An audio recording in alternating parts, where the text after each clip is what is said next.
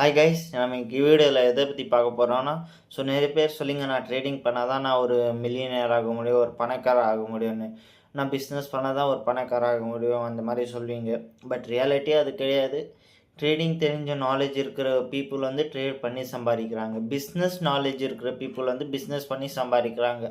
உங்களுக்கு சப்போஸ் நீங்கள் இப்போ ஏதாச்சும் ஒரு ஒர்க்கு போகிறீங்கிறீங்க, மந்த்லி 30,000 இல்லை 20,000 அந்த மாதிரி இன்கம் ஏர்ன் பண்ணுறீங்க உங்கள் ஒர்க் ஏற்ற மாதிரி. ஸோ நீங்கள் அந்த ஒர்க்கில் எனக்கு க்ரோத்தே இல்லை, நானும் ட்ரேடிங் பண்ணுறேன், நானும் பிஸ்னஸ் பண்ணுறேன்னு எதுவுமே லாஸ் பண்ணாதீங்க.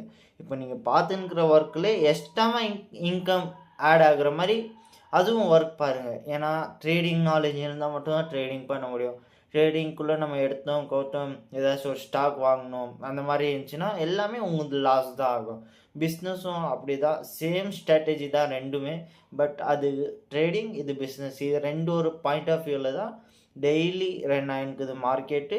பிஸ்னஸும் ரன்னிங் தான் இருக்குது. ஸோ இந்த மாதிரி தான் நீங்கள் எடுத்தோம் கவுத்தோன்னெல்லாம் எதுவுமே பண்ணாதீங்க. இப்போ நீங்கள் ஒரு ஒர்க் பண்ணின்னுக்கிறீங்க, அந்த ஒர்க்கில் எக்ஸ்ட்ரா இன்கம் ஆட் ஆகுற மாதிரி ஏதாச்சும் சைடு பிஸ்னஸ்ஸு அந்த மாதிரி ஒரு பிராண்டு முதல்ல நீங்கள் கிரியேட் பண்ணுங்கள். இல்லை ஒரு பிஸ்னஸாக கூட பண்ணுங்கள், இல்லை ஒரு ட்ரேடிங் ஜெர்னி கூட ஸ்டார்ட் பண்ணுங்கள். எது பண்ணாலும் ஒரு சின்ன அமௌண்ட் போட்டு அதில் ஒரு ப்ராஃபிட்டை எடுத்து அதுக்கப்புறம் அந்த அமௌண்ட்டில் நீங்கள் எது பண்ணாலும் கொஞ்சம் க்ரோத் இருக்கும்.